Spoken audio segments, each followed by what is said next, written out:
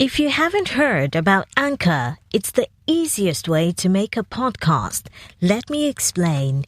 It's free. There's creation tools that allow you to record and edit your podcast right from your phone or computer.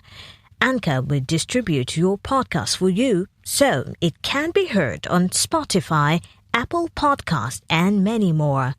You can make money from your podcast with no minimum listenership. It's everything you need to make a podcast in one place.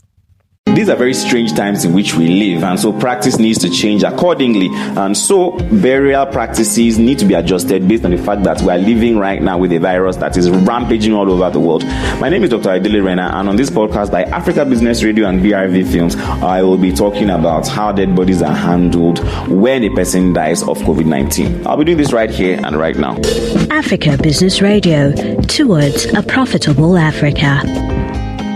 So, it is no longer news that the former chief of staff to the president of the Federal Republic of Nigeria, Malam Abba Kyari, died of the coronavirus on the 17th of April 2020. Now, this was a rather unfortunate incident, but it just went to highlight the fact that COVID-19 is no respecter of persons. It kills the old and the young, and it affects people who are highly placed and people who have nothing. So, the more we follow the instructions of the WHO and the guidelines set out by the NCDC for social distancing, for avoidance of touching our eyes, nose, and mouth, frequent hand washing, then the less likely we are to contract the coronavirus. That being said, Malam Abba Kyari's burial was fraught with a lot of controversy in that the body was probably not handled as well as it should have, and there was a lot of social distancing issues because people who attended the burial were more than a certain number that had been stipulated, and they were crammed and quite close to one another.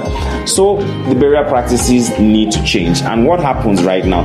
If a person dies of COVID-19, that person's body needs to be handled in a very specific way, and these guidelines are set out by the NCDC. That body needs to be carried by people who are wearing full protective equipment.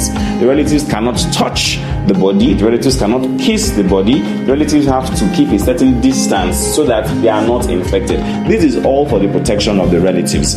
Now, the burial will still be as dignified as possible, given that this was a human being and who had, a life and had done, things in life, and, he deserved that dignity of a burial worthy of a person.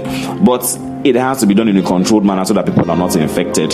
If a person dies at home, however, it's a entirely different matter. If a person dies at home and for one reason or the other, the relatives suspect that it might have been COVID-19, they really ought to call the NCDC so that the NCDC can come and take action on the body and evacuate the body in a controlled way so that people are not affected. Imagine if they just evacuate the body in a taxi, on a commercial vehicle.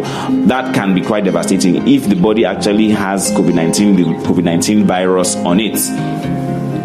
Also, for people who have chronic diseases like asthma, diabetes, hypertension, people are dying from causes other than COVID-19, and that is very unfortunate. So if you have any symptoms of your disease that you'll be managing for a long time, it is necessary for you to call your hospital and let them know that you would like to come in for an appointment, and then book that appointment and go, because right now people might be worried to go to the hospital, and some people might end up dying for reasons other than COVID-19. So let's protect ourselves and stay safe, and I will see you next time on this podcast. This has been a public health collaboration between Africa Business Radio, BRV Films, and Oncopadi.com.